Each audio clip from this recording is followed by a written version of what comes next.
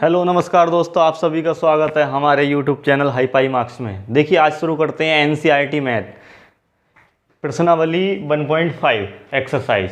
तो class 9th की NCERT है, आज 1.5 शुरू करेंगे। इससे पहले हम 4 वीडियो अपलोड कर चुके हैं, 1.1, 1.2, 1.3 और 1.4। तो आपने ना देखी हो तो जाकर हाई पाई मार्क्स लिखकर यूट्यूब पर सर्च करें और सारी वीडियो आपके सामने आ जाएंगी, या फिर लिंक डिस्क्रिप्शन में मिल जाएंगे तो देख लें, सारी वीडियो देख सकते हैं। तो देखिए सबसे पहला सवाल है 1.5 का। ये मेरे हाथ में क्लास 9th के एनसीईआरटी है। बताइए नीचे दी गई संख्याओं में कौन परिमेय है और कौन अपरिमेय। तो मैंने पहले आपको परिमेय और अपरिमेय के बारे में सबसे फर्स्ट वीडियो में बताया था। एक बार और समझा देता हूँ परिमेय और अपरिमेय के बारे में। देखिए ये परिमेय और ये अपरिमेय। तो परिमेय का अर्थ होता है P/Q की फॉर्म में लिखेंगे और Q का मान 0 नहीं होगा। P और Q क्या होंगे? पूर्णांक होंगे। और ये इस तरह की संख्या क्या होंगी? सब परिमेय। 1/2, 1, 2, 3, 4 माइनस में हो या प्लस में हो, सब कैसी संख्याएं होंगी? ये परिमेय। अब देखिए अपरिमेय की बात हम करते हैं तो अपरिमेय जो √a की फॉर्म में होगी, √a की फॉर्म में, या फिर इसमें a पूर्ण वर्ग नहीं होगा, a पूर्ण वर्ग नहीं होना चाहिए। जैसे हम लिख सकते हैं √2, √3, √5, इस तरह से √4 नहीं होगा। अगर हमने √2 में +2 जोड़ दिया तो भी क्या हो जाएगा? तो भी अपरिमेय हो जाएगा। परिमेय अपरिमेय में यदि परिमेय संख्या जोड़ दी जाए तो वो हमेशा अपरिमेय ही संख्या रहेगी। जिस प्रकार ये इस तरह से 1, 2, 3, 5 कोई अंक जोड़ेंगे तब होगी। तो या फिर देखो 1 पॉइंट हमने लिख दिया 2, 3, 4, 5 इस तरह से अनंत तक जा रही है तो वो भी अपरिमेय संख्या होगी। या फिर हमने ये लिखा 1.234, ये एक लिमिट में है तो ये कैसी होगी? परिमेय संख्या। क्यों? पॉइंट हटाया तो नीचे हम 0 बढ़ा सकते हैं तो ये परिमेय होगी। और जिसका लिमिट नहीं होगा, जिसका पॉइंट आगे को बढ़ता चला जाएगा ना, पता नहीं कहाँ तक, तो वो अपरिमेय संख्या होगी। ठीक है। अब देखो कौन सी परिमेय है और कौन सी अपरिमेय है। सबसे पहला क्वेश्चन है 2 - √5, 2 - √5। तो अब ये बताना है कि बताइए कौन अपरिमेय संख्या है और कौन अपरिमेय। दूसरा है 3 + √23 - √23। तीसरा है 2√7/7 √7। चौथा है 1/√2। पाँचवा है 2 पाई। ठीक है।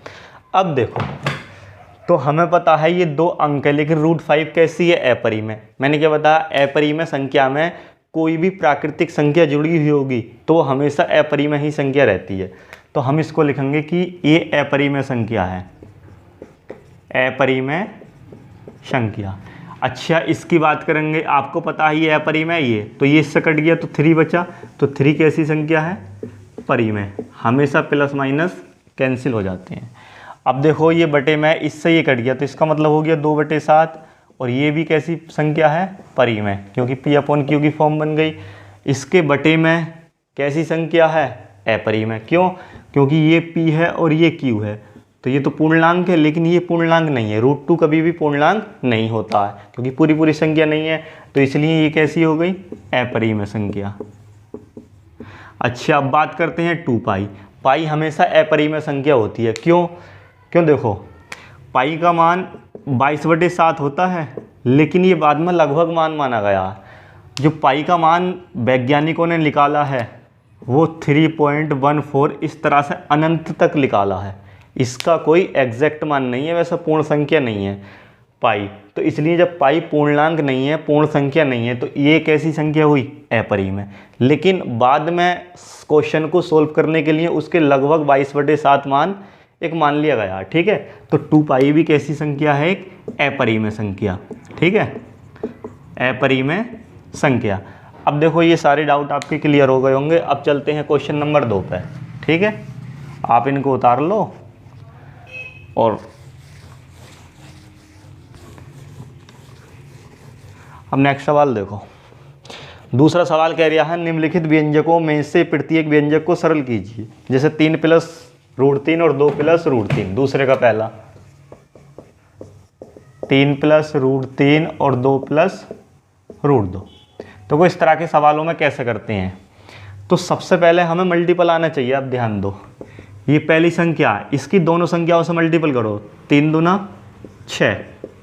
अगर नेचुरल नंबर हैं, कोई पूर्णांक या परिमेय संख्या है तो उसकी मल्टीपल हो जाती है, लेकिन कोई भी अगर अपरिमेय संख्या होगी रूट में तो उसकी मल्टीपल नहीं होगी। अगर उसके आगे कोई परिमेय संख्या लिखी हुई है उसकी मल्टीपल हो जाएगी। उसकी मल्टीपल क्यों नहीं होगी, वो रूट में है और वो बिना रूट में है, तो इसलिए वो उसके आगे आ जाएगी। देखो कैसे, 3 दूना 6 ये तो हो गया, ये 3 है, ये रूट 2 है, तो इसकी गुणा होगी तो ये 3 रूट 2 आ जाएगा। ठीक है, अब इसकी इन दोनों से तुमने मल्टीप्लाई कर दी। अब इस वाले पे आ जाओ, इसकी भी इन दोनों से मल्टीप्लाई करनी है। ठीक है, गुणा करनी है, तो 3 की रूट 3 की आप 2 से गुणा करोगे तो ये हो जाएगा 2 रूट 3। अब इसकी गुणा करोगे तो ये रूट में कितना होगा, रूट 3, और वो कितना होगा, रूट 2। ठीक है, इस तरह से 6 प्लस 3 रूट 2 और ये हो जाएगा 2 रूट 3। अब देखो, यदि इस तरह की फॉर्म बनती है कोई भी, रूट m गुणा रूट n, तो ये दोनों पावर आधी आधी हैं, तो इसको मानेंगे हम रूट का मतलब होता है आधी पावर किसी भी संख्या की।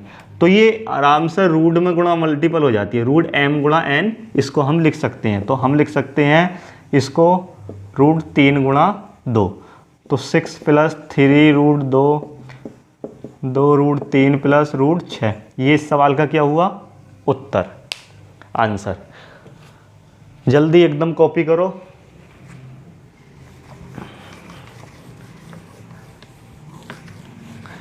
अब देखो दूसरे का दूसरा है 3 प्लस रूट 3 और 3 माइनस रूट 3, 3 प्लस रूट 3 और 3 माइनस रूट 3। इसको भी ऐसे करेंगे, पहले वाले दोनों से मल्टीपल करेंगे, 3 तिया 9, फिर 3 की इससे करेंगे तो 3 रूट 3। फिर अभी इसकी तो हो गई मल्टीपल दोनों से, अब इसकी फिर करेंगे दोनों से, इसकी इससे करेंगे तो 3 प्लस रूट 3, और प्लस वाले की माइनस से करेंगे फिर माइनस 3 रूट,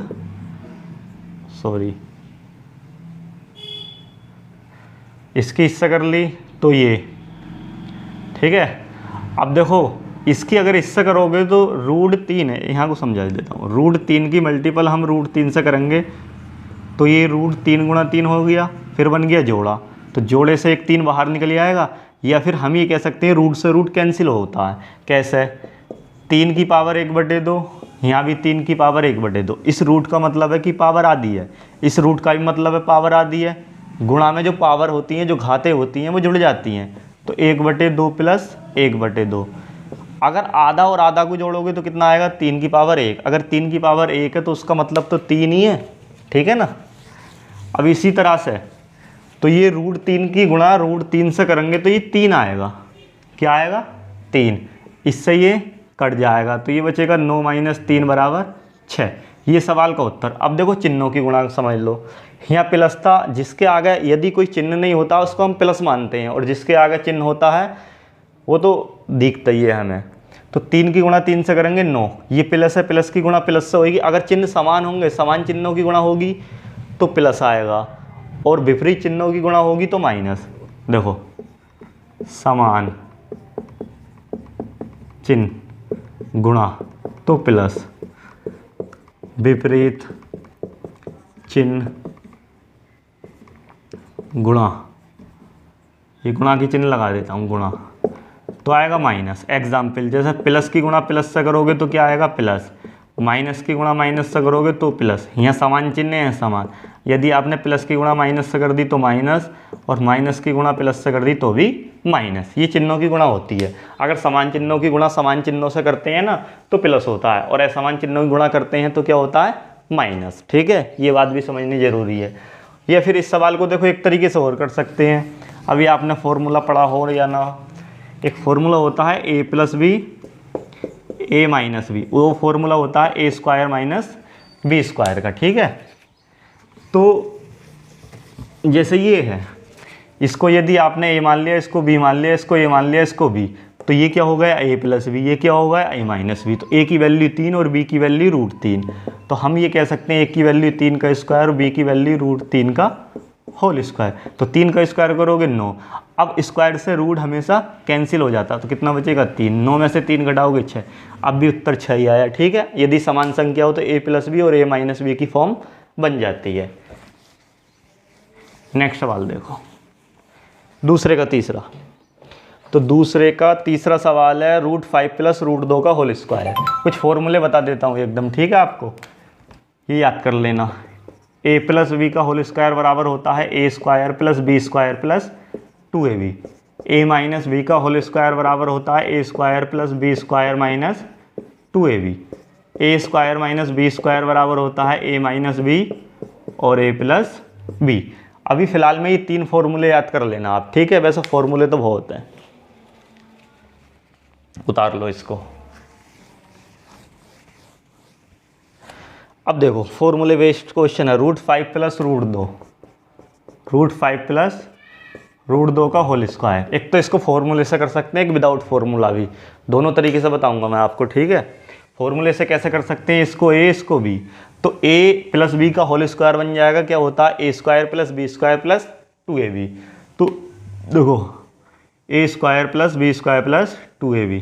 आपको पता है कि a प्लस बी का होल स्क्वायर क्या होता है, a square plus b square plus 2ab। इसको a मानेंगे, इसको b, तो a की जगह √5 रखेंगे, b की जगह √2 रखेंगे, इसका होल स्क्वायर। ये क्या है, a का मान √5, b का मान कितना है √2, इसका स्क्वायर प्लस 2। a का मान कितना है √5 और b का मान कितना है √2। ये a का मान है और ये b का मान है। a प्लस बी का होल स्क्वायर मैंने अभी बताया, ये a square plus b square plus 2ab। तो इसका मान निकालना है, तो रूट से स्क्वायर कटता है आपको पता ही है, रूट से स्क्वायर कटता है आपको पता ही है 2। मैंने बताया इन दोनों की मल्टीपल हो जाती हैं, 2 पंजे 10, तो ये हो गया 7 प्लस 2√10। ये एक तरीका हो गया, ठीक है, फॉर्मूले के द्वारा। ऐसे भी आप क्वेश्चन को सोल्व कर सकते हैं। अब देखो दूसरा तरीका कैसा है, अगर आपको फॉर्मूला याद ना है किसी वजह से, तो इस तरीके से कर सकते हो। उतार लो इसको, किस तरीके से कर सकते हो अभी बताते हैं। √5 प्लस √2, √5 प्लस √2, इसका होल स्क्वायर है, तो √5 प्लस √2 होल स्क्वायर का मतलब होता है गुणा में 2 बार। जैसा अगर x स्क्वायर लिखा दूंगा तो हम इसे x गुणा x लिख सकते हैं। जैसे 2 की पावर 3 है, तो इसका मतलब होता है 2 गुणा 2 गुणा 2। जितनी पावर होगी उसका मतलब होगा कि वो गुणा में उतनी ही बार होता है, ठीक है। अब देखो, अब ये हो गया पहले वाले की मल्टीपल पहले वाले से करो, √5 की गुणा √5 से करोगे तो क्या हो जाएगा 5। मैंने क्या बताया, √x की गुणा अगर आप √x से करते हो तो x आता है। क्यों आता है, क्योंकि ये हो जाता है x की गुणा x से करोगे तो x स्क्वायर। अब ये स्क्वायर से रूट कट के x ही तो बचेगा आपको, बताओ। या फिर पावर आधी और पावर आधी कितनी हो गई, एक। ऐसे भी देख सकते हैं, बहुत सारे तरीके होते हैं मैथ में। तो 5 की 5, अब देखो इसकी मल्टीपल इससे करोगे तो ये हो जाएगा √5 गुणा √2 प्लस फिर इसकी दोनों से हो गई, इसकी करेंगे √2, इसकी 2 हो गई, अब इसकी करेंगे √2 की √5 से प्लस फिर √2 की √2 से होगा तो 2 आएगा। अब देखो ये 5, अब उस वाले 2 को आगे ले आते हैं। अब ये कितना हो गया, 2 पंजे 10, ये हो गया 2 पंजे 10। अब देखो 5 और 2 कितना हो गया 7। अब ऐसे मान लो अगर मैं आपसे कह लगूँ कि एक x है ये और ये एक x है, तो कितना क्या लिखोगे, इसे 2x ही तो लिखोगे। ये मैं कह लगूँ एक ट्रैक्टर और एक ट्रैक्टर कितना हो जाएंगे, 2 ट्रैक्टर। तो इसी प्रकार ये 1 √10 और 1 √10 कितने हो जाएंगे, 2 √10। तो ये इस सवाल का उत्तर हो गया। Formula without formula, your choice. Next question 5, ठीक, 5 माइनस √2 और 5 प्लस √2 फॉर्मूला। तो फॉर्मूले से करोगे, इसको a मान लो, इसको b मान लो, तो आपको पता है ये माइनस b है और ये क्या हो जाएगा a प्लस बी। ये किसके बराबर होता है, a square minus b square के। ना आया समझ में, देखो इसको हमने a मान लिया, इसको b मान लिया, इसको a ये b। a का मान 5 है और b का मान √2 है, a का मान 5 है, b का मान √2 है। तो a माइनस बी, क्योंकि a का मान इसकी जगह a रख देंगे, इसकी जगह भी a माइनस बी, इसकी जगह a रख देंगे, इसकी जगह b, तो a प्लस बी। अब देखो मैंने फॉर्मूला बताया a माइनस बी और a प्लस बी। सीधा ध्यान रखो, एक बार घट लिया है, एक बार जुड़ लिया है, तो पहले वाले पे स्क्वायर माइनस दूसरे वाले पे स्क्वायर। तो a का मान आपने कितना माना 5 और b का मान कितना है √2 का स्क्वायर। तो 5 पंजे कितने होते हैं 25, √2 का स्क्वायर करोगे, स्क्वायर से रूट कट जाएगा 2 बराबर 23। ये सवाल का उत्तर होगा। अच्छा, फॉर्मूला याद ना है तो फिर कैसे करेंगे, देखो ध्यान से। अब ये फॉर्मूले से उतार लो क्वेश्चन, ठीक।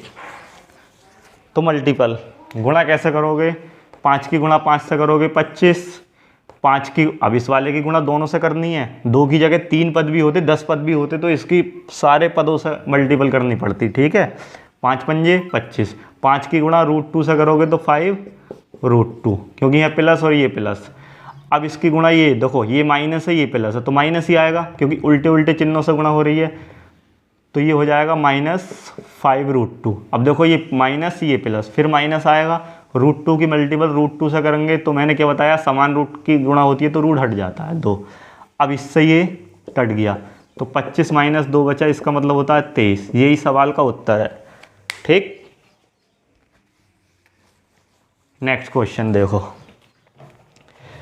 नेक्स्ट क्वेश्चन है, आपको याद होगा तीसरा सवाल, आपको याद होगा कि पाई को वृत्त की एक परिधि मान लीजिए C, वृत्त की परिधि क्या है C, उसका व्यास है D।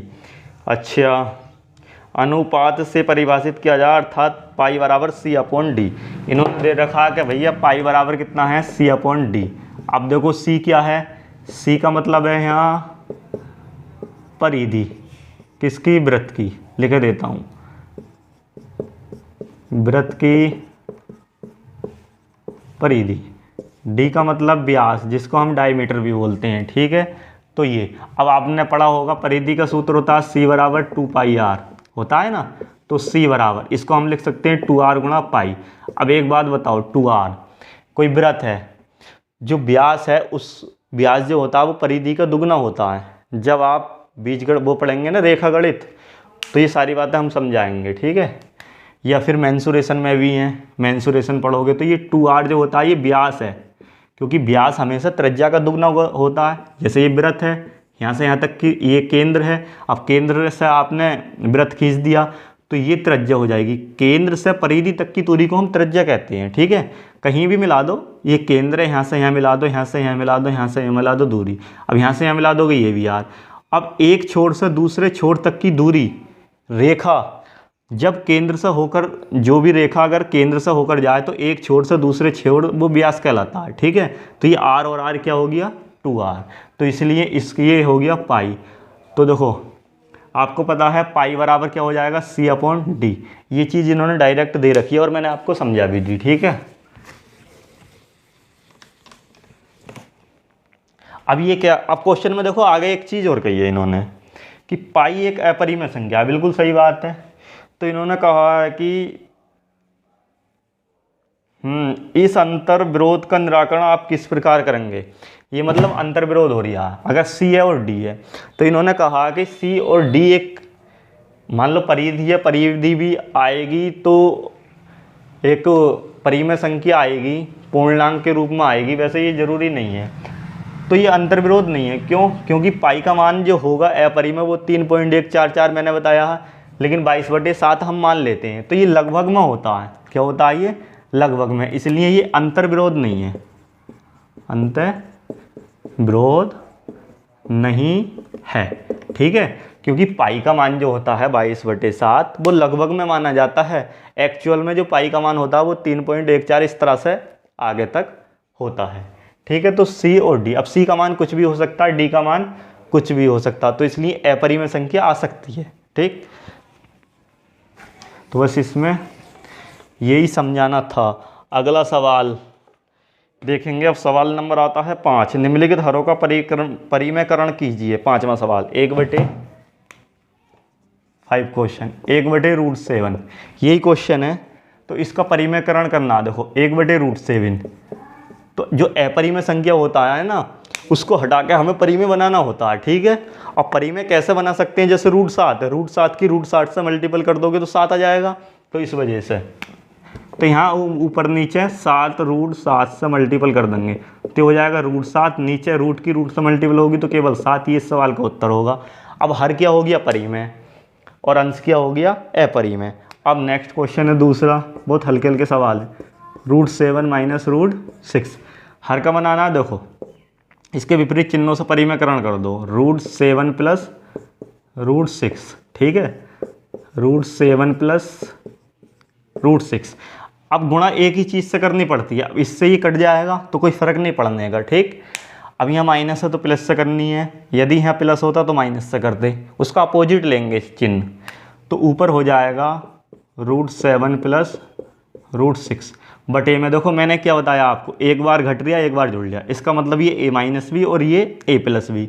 अगर एक बार घट रहा एक बार जुड़ लिया तो उसका मतलब होगा a² माइनस b²।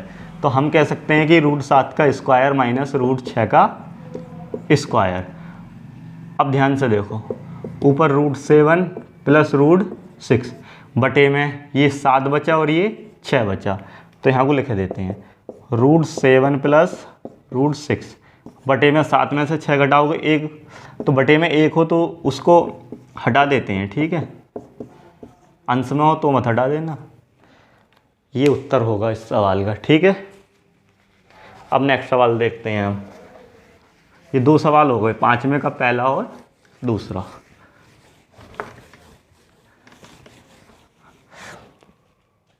अब तीसरा सवाल, 1/√5 प्लस √2। अब देखो इसमें भी यही काम करना है,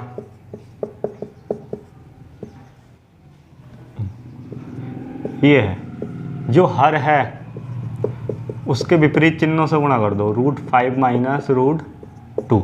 यदि यहाँ प्लस है माइनस से मल्टीपल कर दो, माइनस होता तो प्लस से, तो ऊपर हो गया √5 माइनस √2। अब देखो एक बार जुड़ लिया एक बार घट रहा, समान संख्या है ना बिल्कुल। तो हमने ये बताया कि a प्लस बी और a माइनस बी का फॉर्मूला बन गया, तो वो होता है a² माइनस b²। अगर ये भी ध्यान न रखोगे तो पहले वाले में से दूसरा वाला स्क्वायर करके घटा दो, तो पहले में स्क्वायर करके दूसरे में स्क्वायर करके क्या कर दो, घटा दो। तो ऊपर है √5 माइनस √2, तो नीचे हो जाएगा ये 5, ये हो जाएगा 2, तो √5 माइनस √2, नीचे कितना बचेगा 3। तो ये इस सवाल का क्या होगा, उत्तर, ठीक है।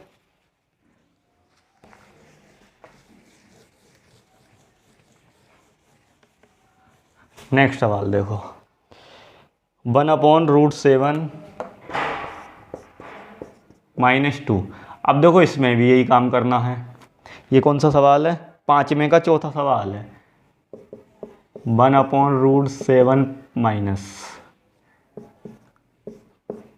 इसमें भी हर का परिमेयकरण करना, मतलब विपरीत चिन्हों से गुणा करनी है, ठीक है। अब देखो ऊपर तो वही संख्या रहेगी √7 प्लस √2, नीचे मैंने क्या बताया, पहले वाले का स्क्वायर माइनस दूसरे वाले का स्क्वायर। क्यों, एक बार घट रहा एक बार जुड़ रहा और सेम संख्या है, तो इस कंडीशन में पहले वाले का स्क्वायर माइनस दूसरे वाले का स्क्वायर। अब मल्टीपल करते रहोगे बहुत टाइम लग जाएगा, ठीक है।